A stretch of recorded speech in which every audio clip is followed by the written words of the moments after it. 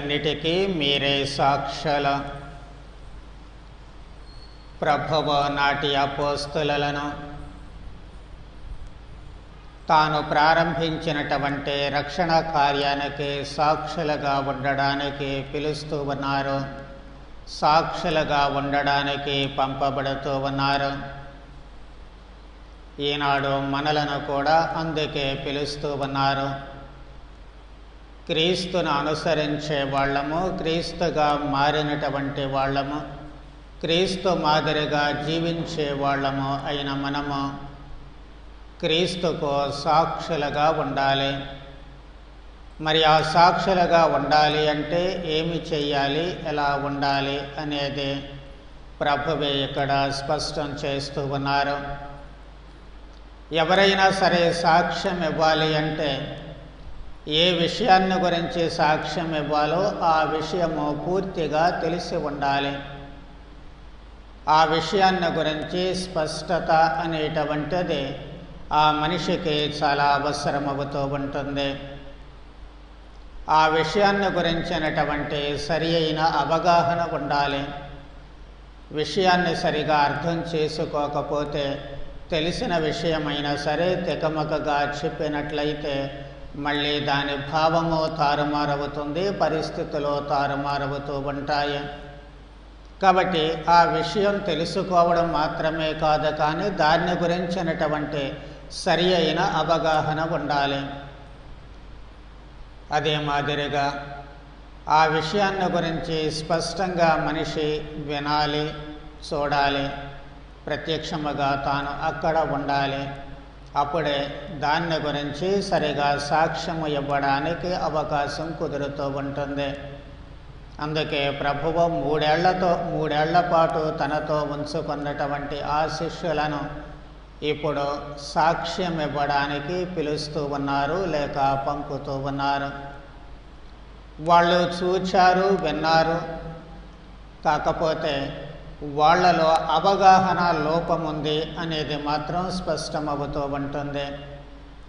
విషయాన్ని అర్థం చేసుకునేటువంటి తీరు, విషయాన్ని అవగాహన చేసుకునేటువంటి తీరులో లోపము ఉన్నట్లుగా మనకు స్పష్టంగా కనిపిస్తూ ఉంటుంది.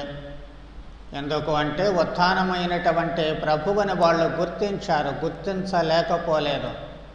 తమ కళ్ళతో చూస్తూ ఉన్నారు, స్పృశిస్తూ ఉన్నారు, అయినప్పటికీ కూడా అర్థం చేసుకోలేకపోతూ ఉన్నారు, విశ్వసించలేకపోతూ ఉన్నారు. అందుకే అప్పటి వరకు కూడా శిష్యులు జరిగిన సంఘటనలు జ్ఞాపకం చేసుకొని నాకు కనిపించారని చెప్పుకున్నారు. ఎంత చెప్పుకున్న తర్వాత మళ్ళీ ప్రభువు ప్రత్యక్షమైనప్పుడు వాళ్ళు ఏం చేస్తూ ఉన్నారు? భయభ్రాంతులై భూతమును చూచుచున్నట్లు భావించరే. ప్రభువును చూశామని చెప్పుకున్నటువంటి వాళ్ళు ఇప్పుడు మళ్ళీ ప్రభువు కనిపించినప్పుడు భయపడుతూ ఉన్నారు. ఒక భూతాన్ని చూచినట్లు వాళ్ళు చూస్తూ ఉన్నారు. ఎందుకు అలా చూస్తూ ఉన్నారంటే ప్రభువు ఎడల వాళ్లకు అవగాహన లోపమే. సరి అయినటువంటి అవగాహన లేకపోవడము, ప్రభువుని అర్థం చేసుకోలేకపోవడం. నిజానికి అనేకమైనటువంటి సంఘటనలకు వాళ్ళు సాక్షులుగా నిలిచారు. ప్రభువు నీటిపై నడిచినప్పుడు కానీ, 5 రొట్టెలు 2 చేపలు ఆహారంగా ఇచ్చినప్పుడు కానీ, లేక తాబోరు పర్వతముపై మారు రూపాన్ని దాల్చినప్పుడు కానీ, జక్కేయుని ఇంటికి వెళ్ళినప్పుడు జక్కేయుడు మారు మనసు పొందినప్పుడు కానీ, లేక వ్యభిచారములో పట్టుబడినటువంటి స్త్రీని తీసుకుని వచ్చినప్పుడు ప్రభువు ఆమెను మరణము నుంచి ఏ విధముగా తప్పించారు అనేది, చివరకు కడరా భోజన సమయంలో ప్రభువు శిష్యుల కాళ్ళే కడిగినప్పుడు, ఇవన్నీ కూడా వాళ్ళు చూస్తూ ఉన్నారు. అర్థమైనట్లుగానే ఉంది, కానీ వారికి ఓ పట్టాన అవి అర్థం కాలేదు. వాళ్లకు కనువిప్పు కలగడం లేదు. వాటి లోతైన భావాన్ని గ్రహించేటువంటి శక్తి వాళ్లకు లేకుండా పోతూ ఉంది. ఈ అవగాహన లోపము వాళ్ళలో ఉంది కాబట్టి ఇక్కడ వాళ్ళు ప్రభువుని గుర్తించినప్పటికీ కూడా విశ్వసించలేకపోతూ ఉన్నారు. ప్రభువు ఎంత ప్రయత్నించినప్పటికీ కూడా వారిలో ఆ బుద్ధి వికాసము కలుగటలేదు. జ్ఞానోదయం వాళ్లకు కలగడం లేదు. అందుకే ప్రభువు ఇప్పుడు ఏం చేస్తున్నారో మొదటిగా వారికి బుద్ధి వికాసాన్ని కలుగచేశారు. బుద్ధి వికాసాన్ని కలుగచేసి ఇలా అంటూ ఉన్నారు, క్రీస్తు కష్టములు అనుభవించుననియో మూడవ రోజు మృతులలో నుండి లేచుననియో. వీళ్ళకు ఎందుకు బుద్ధి వికాసం ఇచ్చారు? వాళ్ళు అసలు అర్థం చేసుకోవలసినటువంటిది ఏమిటి? ప్రభుని జీవితానికి సాక్షులుగా ఉన్నటువంటి వీళ్ళు అర్థం చేసుకోలేకపోయినటువంటి అంశము ఏమిటి? వాళ్ళ అవగాహనలో ఉన్నటువంటి లోపమేమిటి అనేది జాగ్రత్తగా పరిశీలిస్తే వాళ్ళు అర్థం చేసుకోవాల్సినటువంటి అంశము ఒకే ఒకటి, అది క్రీస్తు కష్టాలు అనుభవించాలి అని, మరణించి మూడవ రోజు సమాధి నుంచి లేవాలి అని. ఈ ఒక్క అంశాన్ని అర్థం చేసుకుంటే వాళ్ళు దేనికి సాక్ష్యం ఇవ్వాలి, ఎలా సాక్ష్యం ఇవ్వాలి అనేటువంటిది అర్థమవుతూ ఉంటుంది. మరి క్రీస్తు కష్టాలు అనుభవించి మరణించి మళ్ళీ తిరిగి మూడవ రోజున లేవాలి. ఇది ఒక ప్రక్రియ. మానవ రక్షణ కోసము ఈ ప్రక్రియ ఎందుకు జరగాలి అంటే, మొట్టమొదటిగా ఆ గోధుమ గింజ భూమిలో పడి నశించనిదే ఫలించదు అని ప్రభువు చెప్పిన మాటలు జ్ఞాపకం చేసుకోవాలి. గోధుమ గింజే కాదు, ఏ విత్తనమైనా సరే మొదట భూమిలో పాతి పెట్టబడాలి. పాతి పెట్టబడినప్పుడు అది నానుతుంది, తర్వాత పగులుతుంది, మెత్తబడుతూ ఉంటుంది, తద్వారా నూతన జీవం వస్తూ ఉంటుంది. దీనికి ప్రభువు పడినటువంటి శ్రమలకు ఈ రెండిటికి ఉన్నటువంటి లంక ఏమిటి? ప్రభుని ఉత్థానానికి ఈ గోధుమ గింజకు ఉన్నటువంటి స్వాభావికమైనటువంటి ఆ పోలిక ఏమిటి? అది ఏమిటి అంటే, మనము సాక్ష్యం ఇవ్వాల్సినటువంటి అంశాలు రెండు ఉన్నాయని ప్రభువు అంటున్నారు. ఒకటి హృదయ పరివర్తనము, రెండవది పాపక్షమాపణ. హృదయ పరివర్తనకు మనం సాక్షులుగా ఉండాలి అంటే, ఇదిగో ఈ ప్రభువు ఇందాక అనుకున్నట్లు శ్రమలు మరణాన్ని మనం అవగాహన చేసుకోవాలి, ఉత్థానాన్ని అర్థం చేసుకోవాలి అంటే గోధుమ గింజ ద్వారా మాత్రమే అది సాధ్యపడుతూ ఉంటుంది. ఆ రెంటికి ఉన్నటువంటి పోలికను మనం జాగ్రత్తగా గమనిస్తే మనము హృదయ పరివర్తన అంటే ఏమిటో అర్థమవుతుంది. అప్పుడే దానికి మనం సాక్ష్యం ఇవ్వడానికి అవకాశము కలుగుతుంది. గోధుమ గింజ భూమిలో పాతి పెట్టబడినట్లే మనలో ఉన్నటువంటి అవలక్షణాలన్నీ కూడా పాతి పెట్టబడాలి. మన జీవితము పాతి పెట్టబడాలి. ఎప్పుడైతే మన జీవితము పాత జీవితం అంటే పాప స్వభావముతో కూడుకున్నటువంటి జీవితాన్ని పాతి పెడుతూ ఉంటాము. పాప స్వభావము, పాపపు లక్షణాలు వీటినన్నిటినీ కలిపి మనము ఎప్పుడైతే పాతి పెడుతూ ఉంటామో ఎప్పటి వరకు ఉన్నటువంటి ఈ పాత స్వభావము నానిపోతూ ఉంటుంది, మెతకబడుతూ ఉంటుంది. పాపానికి అసలు కారణం ఏమిటి? అహంభావము, అత్యాస, ఇలాంటివన్నీ కూడా. అవన్నీ కూడా ఎప్పుడైతే కరిగి మెత్తబడుతూ ఉంటాయో మనిషి స్వభావం మారుతూ ఉంటుంది. కరకు స్వభావం నుంచి మృదు స్వభావములోనికి మనిషి వస్తూ ఉంటాడు. విత్తనము ఏ విధముగా అక్కడ మారుతూ ఉంటుందో, తన స్వభావాన్ని మారుతూ ఉంటుందో, అదే విధముగా మనిషి జీవితము కూడా పాతి పెట్టబడినప్పుడు మళ్ళీ ఆ స్వభావం మారుతూ ఉంటుంది. మనిషిలో ఉన్నటువంటి దుందుడుకు స్వభావం పోతూ ఉంటుంది, మర్యాదస్థపు స్వభావం వస్తూ ఉంటుంది, కరకు స్వభావం పోతూ ఉంటుంది, మృదువైనటువంటి స్వభావం పోతూ ఉంటుంది. ఒక్క మాటలో చెప్పాలి అంటే మనము మెత్తబడతాము. ఆవేశము, కోపము ఇవన్నీ కూడా పోతూ ఉంటాయి. మనము మర్యాదస్తుల మాదిరిగా మెతకబడినటువంటి మనుషులముగా మనము తయారవుతూ ఉంటాము. అప్పుడు మన జీవితము పగిలిపోతూ ఉంటుంది. అంటే మనలో ఉండేటువంటి దుర్గుణాలన్నీ కూడా పగిలిపోతాయి. మనలో ఉండేటువంటి అవలక్షణాలన్నీ కూడా పగిలిపోతూ ఉంటాయి. ఇతరుల కోసము జీవితాన్ని మనము ధారాదత్తం చేస్తూ ఉంటాము. ఇతరుల కోసం మన జీవితాన్ని ముక్కలు చేస్తూ ఉంటాము. ఎప్పుడైతే అలా జరుగుతూ ఉంటుందో ఒక నూతన మనిషి జన్మిస్తూ ఉంటాడు, నూతన వ్యక్తిత్వము వస్తూ ఉంటుంది. దీనిని ప్రతిబింబించడానికి ప్రభువు శ్రమలు పడ్డారు. గోధుమ గింజ భూమిలో పడినటువంటి శ్రమలు ప్రభుని శారీరక శ్రమలో గుర్తుగా ఉంటుంది. భూమిలో బాతి పెట్టబడినటువంటి గోధుమ గింజ సమాధి చేయబడినటువంటి క్రీస్తు శరీరము తిరిగి ఏ విధముగా అయితే నూతన మొలక వస్తూ ఉంటుందో మళ్ళీ ప్రభువు ఉత్థానమవుతూ ఉన్నారు. ఈ ప్రక్రియ మన హృదయ పరివర్తనలో జరగాలి. అందుకే హృదయ పరివర్తనకు మీరు సాక్షులు అంటూ ఉన్నారు. మనము ఈ విధముగా నూతన మనిషిగా జన్మించగలిగినట్లయితే మనుషుడు మరలా జన్మిస్తే తప్ప పరలోక రాజ్యములో ప్రవేశించలేడు అని నికోదేమునితో ప్రభువు అంటూ ఉన్నారే, ఆ మాటలకు సజీవ రూపకల్పన ఈ హృదయ పరివర్తన. అంటే నూతన వ్యక్తిగా మనం జీవించగలగాలి, జన్మించగలగాలి. అలా జన్మించాలి అంటే ఖచ్చితంగా మనలో ఉన్నటువంటి పాపపు స్వభావము సమాధి చేయబడాలి. మన ఆలోచన సరళిలో మార్పు రావాలి, మన స్వభావములో మార్పు రావాలి. గట్టిగా ఉన్న విత్తనము మెత్తగా మారినట్లే మన జీవితాలలో ఉండేటువంటి అన్ని లక్షణాలలో కూడా మృదువైనటువంటి స్వభావము ఉండాలి.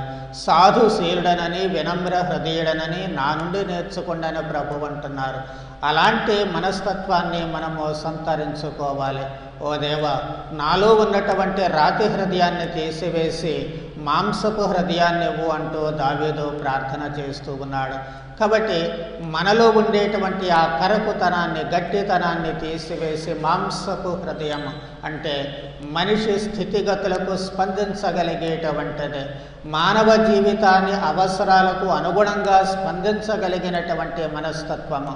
మరో మాటలో చెప్పుకోవాలి అంటే మానవత్వముతో కూడినటువంటి హృదయము మనకు అవసరమవుతుంది. ఆ మార్పులోనికి మనం రావాల్సినటువంటి అవసరము ఏర్పడుతూ ఉంటుంది. అలా ఈ మార్పు జరగడమే వాస్తవానికి హృదయ పరివర్తనగా మనము ఎప్పుడూ కూడా గుర్తించాల్సినటువంటి అవసరం ఏర్పడుతూ ఉంటుంది. అన్నిటిలో ఆ మార్పు ఎప్పుడైతే ఈ ప్రక్రియ మనలో జరుగుతూ ఉంటుందో, గోధుమ గింజ ప్రభుని పాటలు, ఈ ప్రక్రియ మన జీవితాల్లో జరిగినప్పుడు, మన ఆలోచనలలో మార్పులు ఇవన్నీ కలిగినప్పుడు మనము క్రొత్త వ్యక్తులముగా, సమరయ స్త్రీ ప్రభువుతో సంభాషించిన తర్వాత ఒక నూతన మనిషిగా గ్రామంలోనికి వెళుతూ ఉంటుంది. మెస్సయాను కనుగొన్నటువంటి వ్యక్తిగా. జక్కేయుడు ప్రభువు తన ఇంటికి వచ్చినప్పుడు తన జీవితాన్ని ఇదిగో ఇదే విధమైనటువంటి ప్రక్రియ ద్వారా ప్రక్షాళనం చేసుకొని రక్షణ పొందినటువంటి వ్యక్తిగా నేడు ఈ ఇంటికి రక్షణ వచ్చిందని ప్రభువు ప్రకటిస్తూ ఉన్నారు. కాబట్టి రక్షణ వచ్చినటువంటి వ్యక్తిగా బయటి ప్రపంచంలోనికి అడుగు పెడుతూ ఉన్నాడు. కాబట్టి ఈ విధముగా హృదయ పరివర్తన మనము చెందాలి. మొదట ఆ చెందినటువంటి వ్యక్తులముగా బయట ప్రపంచానికి మనం కనపడాలి. అంటే మన జీవితమే అక్కడ సాక్ష్యముగా మిగలాలి. ఇది అని మనం చెప్పాల్సినటువంటి అవసరం లేదు. నీ జీవితంలో జరిగినటువంటి మార్పులే అక్కడ సాక్ష్యం ఇస్తూ ఉంటాయి. నీ ఆలోచనలో వచ్చినటువంటి మార్పులే అక్కడ సాక్ష్యం ఇస్తూ ఉంటాయి. నీ నడవడిలో వచ్చినటువంటి మార్పులే అక్కడ సాక్ష్యం ఇస్తూ ఉంటాయి. నీవు ఇతరులతో ఏర్పరచుకునేటువంటి సంబంధ బాంధవ్యాలే అక్కడ సాక్ష్యం ఇస్తూ ఉంటాయి. అదే నీలో హృదయ పరివర్తనకు క్రీస్తు శ్రమలు పడి మరణించారే, నూతన జీవాన్ని పొందుతూ ఉత్థానమవుతూ ఉన్నారే, దానికి అసలు శిస్సులైనటువంటి సాక్ష్యముగా, సజీవ సాక్ష్యముగా మిగలడానికి అవకాశము కలుగుతూ ఉంటుంది. రెండవది పాపక్షమాపణ. పాపక్షమాపణకు సాక్ష్యం ఇవ్వాలి అని చెప్పి ప్రభు అంటూ ఉన్నారు. పాపక్షమాపణ అంటే మొదట అర్థం చేసుకోవాల్సిందే ఏదో నువ్వు తప్పు చేశావు నేను నిన్ను క్షమిస్తున్నాను అనుకోవడము, లేకపోతే నేను తప్పు చేశాను దేవా నన్ను క్షమించు అని దేవుణ్ణి వేడుకొని దేవుడు మన పాపాలు క్షమించారని చేతులు దులిపేసుకొని వెళ్ళిపోవడమో కాదు. దాన్ని ప్రకటించాల్సినటువంటి అవసరం లేదు, ఇతరులకు తెలియచెప్పాల్సినటువంటి అవసరం లేదు. నేను తప్పు చేస్తే దేవుడి దగ్గరికి వెళితే క్షమిస్తాడు అనేటువంటిది, అతను తప్పు చేస్తే నేను క్షమించాలనేది పెద్దగా తెలిసినటువంటిదే.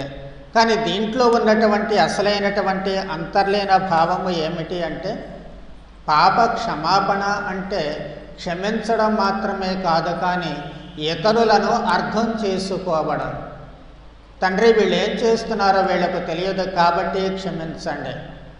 ఎప్పుడైతే హృదయ పరివర్తన ప్రక్రియ ద్వారా మన జీవితాలు మెత్తబడుతూ ఉంటాయో, సాధుత్వము వినయత్వము మనలో వస్తూ ఉంటుందో, అప్పుడు మనకు ఇతరులను అర్థం చేసుకునేటువంటి గుణం వస్తూ ఉంటుంది. ఇతరులు కూడా మనుషులు, వాళ్ళలో బలహీనతలు ఉంటాయి, బలాలు ఉంటాయి, మంచి ఉంటుంది, చెడు ఉంటుంది, విజ్ఞానము ఉంటుంది, అజ్ఞానము ఉంటుంది, మంచి ఉంటుంది, మూర్ఖత్వము ఉంటుంది. దాన్ని అర్థం చేసుకునేటువంటి శక్తి నీలో ఉండాలి. దాన్ని అర్థం చేసుకోగలిగినటువంటి మనస్తత్వం నీకు ఉండాలి. అందుకే తనను అన్ని హింసలు పెట్టినప్పటికీ వీళ్ళు ఏం చేస్తున్నారో వీళ్ళకు తెలియదు కాబట్టి క్షమించండి అంటున్నారు. అదేదో ప్రభువు ఉదారతను చూపించుకోవడం కాదు, వాళ్ళని నిజంగానే అర్థం చేసుకున్నారు. అక్కడ తనను చంపేటువంటి వాళ్ళు, ఇబ్బంది పెట్టేటువంటి వాళ్ళు ఎవరు? సైనికులు. వాళ్ళు ఎందుకు చేస్తూ ఉన్నారు? ప్రభువుకి వాళ్ళకి ఏమైనా కక్ష ఉందంటే వాస్తవానికి లేదు.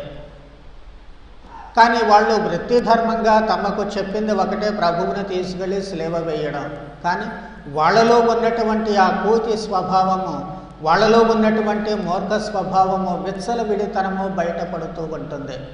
తమకు తెలియకుండానే వాళ్ళలో ఉండేటువంటి రాక్షసానందాన్ని బయట పెట్టుకోవడానికి రకరకాల వికృత చేష్టలు వాళ్ళు చేస్తూ ఉన్నారు. కాబట్టి నిజంగా తెలిసి ఎంతగా కష్టపెట్టాలి అనేది కాదు, అదో రకమైనటువంటి ఆనందం. అందుకే ప్రభువు వాళ్ళని ఆ వైపు నుంచి అర్థం చేసుకుంటూ ఉన్నారు. అలాగే పరిసయ్యులు, వేదశాస్త్రులు వీళ్ళు కూడా నిజంగా వాళ్ళు తెలియకనే చేస్తూ ఉన్నారు. క్రీస్తు దేవుని కుమారుడు అని గనుక వాళ్ళు అర్థం చేసుకుంటే, వాళ్ళలో ఈ అవగాహన కనుక ఉన్నట్లయితే వాళ్ళ ప్రభువుని చంపుతారా? చంపలేరు. కాబట్టి అర్థం చేసుకోలేకపోతున్నారు. అది వాళ్ళలో ఉన్నటువంటి అవగాహన లోపము. అందుకే వాళ్ళు దేవుని కుమారుణ్ణి చంపేస్తూ ఉన్నారు. దైవ కుమారుణ్ణి చంపేస్తున్నాము, మెస్సయానే చంపేస్తున్నామని వాళ్లకు తెలుసా అంటే తెలియదు. అది కనుక తెలిస్తే వాళ్ళు ప్రభువుని శిష్యులుగా మారేవాళ్ళు కానీ ప్రభువుని చంపేవాళ్ళు కాదు. కాబట్టి అసలు శిష్యులైనటువంటి క్షమాపణ ఎక్కడ మొదలవుతుంది అంటే ఇతరులను అర్థం చేసుకోవడంలో, వాళ్ళ ఆలోచన సరళిని అర్థం చేసుకోవడంలో, వాళ్ళు ఉన్నటువంటి స్థితిగతులను అర్థం చేసుకోవడంలో, అక్కడే మనకు ఈ క్షమాపణ అనేటువంటిది అవగతమవుతుంది, ప్రారంభమవుతుంది. ఆ మనిషి యొక్క మానసికమైనటువంటి స్థితిగతులను కూడా మనం అర్థం చేసుకోవాలి. అంటే మనిషి ఎదిగినటువంటి పరిస్థితుల్లో మానసికంగా ఎలా తయారయ్యాడు అనేటువంటిది మనం అర్థం చేసుకోవాలి. ఈ అర్థం చేసుకున్నట్లయితేనే ఆ మనిషి చేసినటువంటి పొరపాట్లు మనము క్షమించడానికి అవకాశం కలుగుతూ ఉంటుంది. అందుకే ప్రభువు ఏమంటున్నారు? నీ శత్రువుని ప్రేమించు, నిన్ను ద్వేషించే వాళ్ళ కోసం ప్రార్థన చేయి అని చెప్పంటున్నారు. ఎందుకు వాళ్ళ కోసం ప్రార్థన చేయాలి? వాళ్ళు ఉన్నటువంటి పరిస్థితులలో వాళ్ళు ఎదిగారు కాబట్టి వాళ్ళలో ఆ స్వభావము అనేటువంటిది ఉంది. ఆరోగ్యకరమైనటువంటి పరిస్థితులు వాళ్ళు ఎదిగేటువంటి సమయంలో వాళ్లకు కల్పించబడలేదు.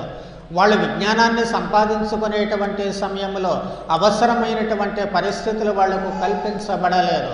అందుకే వాళ్ళ స్వభావంలో ఆ మార్పు వస్తూ ఉంటుంది. అందుకే అనేక సార్లు చెబుతూ ఉంటాను, పిల్లలను పెంచేటువంటి విషయంలో, విద్యాబుద్ధులు చెప్పేటువంటి విషయంలో చాలా జాగ్రత్తలు తీసుకోవాలి అని.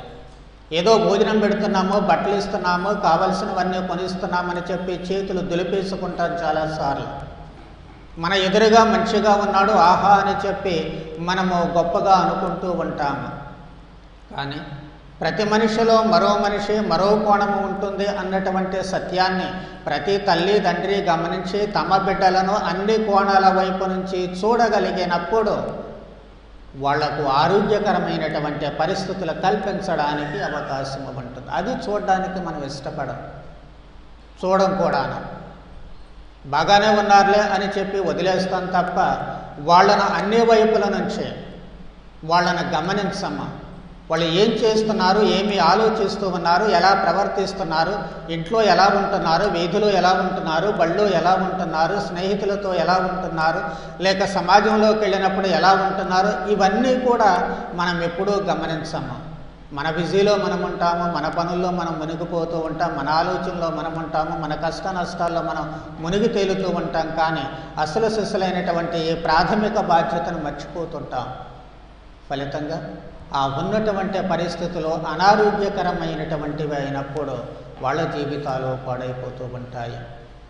ఆరోగ్యకరమైనటువంటి పరిస్థితులు అయినప్పుడు ఉత్తమమైనటువంటి వ్యక్తులుగా తయారవుతూ ఉంటారు.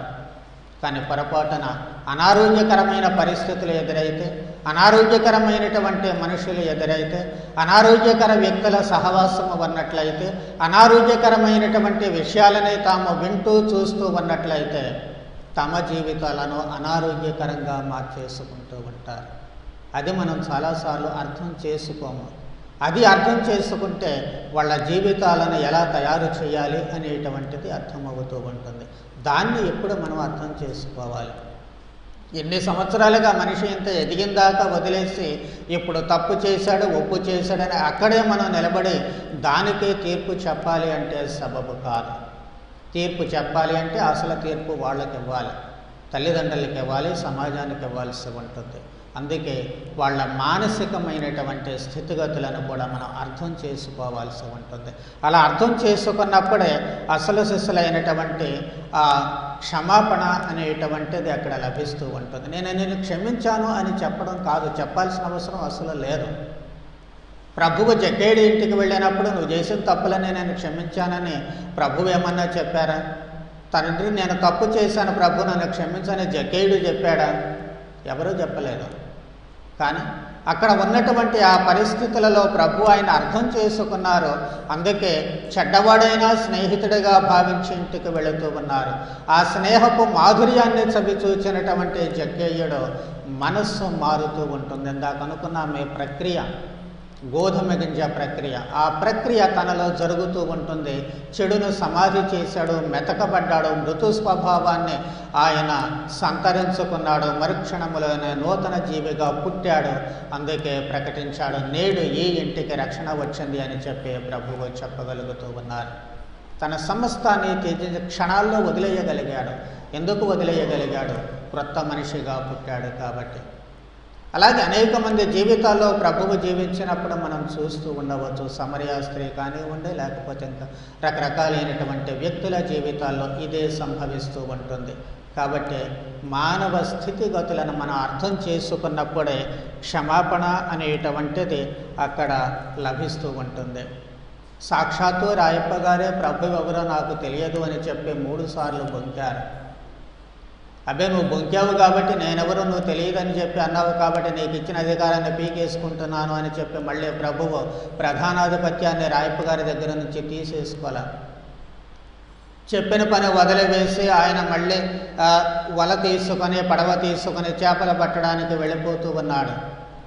నీకు అసలు బాధ్యతే లేదు, నీకు పని అప్పచెప్పడమే వేస్ట్ అని చెప్పి ప్రభు అనుకొని మళ్ళీ ఆయనకి ఇచ్చినటువంటి బాధ్యతలో తీసేసుకోవాలా, ఇచ్చినటువంటి తాళపు చెవి తీసుకోవాలా. అర్థం చేసుకున్నారు ఆయన పరిస్థితులు, ఆయన మానసిక స్థితిని అర్థం చేసుకున్నారు. ఎప్పుడైతే ప్రభువు అర్థం చేసుకున్నారో, ప్రభు అర్థం చేసుకున్నటువంటి విధానాన్ని గ్రహించినటువంటి రాయప్ప గారు మళ్ళీ క్రొత్త వ్యక్తిగా జన్మిస్తూ ఉన్నాడు. తద్వారా మళ్ళీ ఆయనే తాను నిర్లక్ష్యము చేసినటువంటి బాధ్యతలను బాధ్యతాయుతంగా నిర్వహిస్తూ ప్రభువు కోసం ప్రాణాలు సమర్పిస్తూ ఉన్నాడు. ఇది క్షమాపణ ఫలితము. దానికి మనం సాక్షులు కావాలి. అలాంటి క్షమాపణ మనకు కావాల్సింది. అంతేగాని ఎంతలో ముఖం పెట్టుకుని క్షమించాను పో అని చెప్పడం కాదు. అది క్షమాపణ కాదు. ఆ మనిషి మనము ఇచ్చినటువంటి ఆ క్షమాపణ అవతల మనిషిలో మార్పును తీసుకురావాలి. మనము పొరపాటున క్షమిస్తున్నాము అంటే అవతల మనిషి మనలను అర్థం చేసుకునేటట్లుగా రావాలి. మనతో ఆరోగ్యకరమైనటువంటి సంబంధ బాంధవ్యాలు పెనవేసుకునేటట్లుగా రావాలి. అలా వచ్చినప్పుడే మళ్ళీ ఆ మనిషి ఒక క్రొత్త వ్యక్తిగా జన్మించగలుగుతూ ఉంటాడు. అది ప్రకటించబడాలి. దానికి మీరు సాక్షులు. ప్రభువు చెప్పింది దానికి మీరు సాక్షులు. అంతేకాని పక్షవాతపు రోగికి తీసుకుని వచ్చినప్పుడు నీ పాపాలు క్షమించబడ్డావని ప్రభువే అన్నారు స్వయంగా. దానికి కాదు సాక్షులు. పాప క్షమాపణ, అసలు సిసలైనటువంటి ఈ పాప క్షమాపణ. తండ్రి వీళ్ళు ఏం చేస్తున్నారో వీళ్ళకు తెలియదు కాబట్టి వీళ్ళను క్షమించండి అన్నటువంటి ఆ మాటలో ఉన్నటువంటి అంతరార్థము ఉందే, దానికి వీళ్ళు సాక్షులుగా ఉండాలి. తమ జీవితాల్లో దాన్ని ప్రతిబింబించగలగాలి. తమ జీవితాలలో దాన్ని ఇతరులకు అందించగలగాలి. అలా అందించగలిగినప్పుడే అసలు సిసలైనటువంటి క్షమాపణ కనిపిస్తూ ఉంటుంది. కాబట్టి ఈ రోజున మనము మన జీవితాలను ఈ రెండు అంశాలకు సాక్ష్యం ఇవ్వాలి. వీటికి మనము సాక్ష్యం ఇవ్వాలి అంటే ముందు మనకు అవగాహన రావాలి. ఈ అవగాహన కోసమే మనము పసితనము నుంచి పాటలు పడుతూ ఉన్నాము, సత్యోపదేశాన్ని అందిస్తూ ఉన్నాము పిల్లలకు. తద్వారా వాళ్ళు అర్థం చేసుకోవడం మొదలు పెడుతూ ఉంటారు. యవ్వన దశలోనూ మనము యూత్కి మీటింగులు పెడుతూ వాళ్లకు బైబిల్ గ్రంథం ఎడల అవగాహన కల్పించడానికి ప్రయత్నం చేస్తూ ఉన్నాము. ఆ తర్వాత బైబిల్ బోధనల ద్వారా, లేకపోతే వివిధ రకాల ప్రార్థనా సమావేశాల ద్వారా, రకరకాల పుస్తకాల ద్వారా మనకు ఏ విజ్ఞానము అందించబడుతూ ఉంటుంది. విషయాన్ని తెలుసుకోవడానికి, విషయాన్ని అర్థం చేసుకోవడానికి అనేకమైనటువంటి అవకాశము కలుగుతూ ఉంటుంది. ఇలా అవగాహన పొందినటువంటి మనము అప్పుడు మన స్వభావంలో మార్పు తెచ్చుకొని ఇదిగో ఈ మనిషి హృదయ పరివర్తనకు గురుతు అన్నటువంటి సాక్ష్యాన్ని మనము ఇవ్వగలగాలి.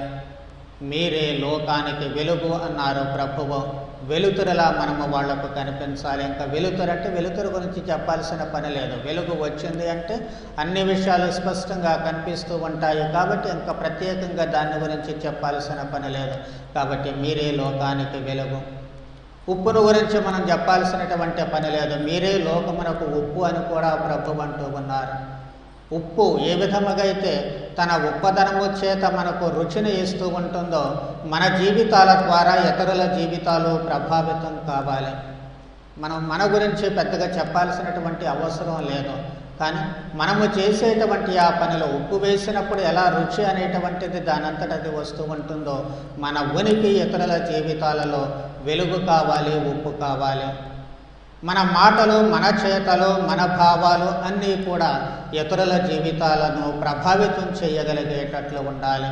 అప్పుడే మనము హృదయ పరివర్తన చెందినటువంటి వ్యక్తులముగా కనిపిస్తాము. మనము పాప క్షమాపణకు గురుతులుగా కనిపిస్తూ ఉంటాము. ఇదే మనము ఇవ్వవలసినటువంటి సాక్ష్యము. అప్పుడే మనము కూడా నూతన జన్మ పొందినటువంటి వ్యక్తులముగా ఈ లోకములో జీవిస్తూ ఉన్నాము. కాబట్టి మన జీవితాలలో ఈ మార్పు సంపూర్ణంగా జరగగలిగేటట్లు పరివర్తన చెందినటువంటి వ్యక్తులముగా, నూతన జన్మ పొందినటువంటి వ్యక్తులముగా మనలో సంపూర్ణ మార్పును సంతరించుకొని క్షమాపణకు నిలువుటద్దముల మనమే ప్రతీకగా సాక్షులముగా ఉండేటువంటి భాగ్యాన్ని మనందరికీ ప్రసాదించమని భక్తితో ప్రార్థన చేద్దాం. పితా పుత్ర పవిత్రాత్మ నామమున.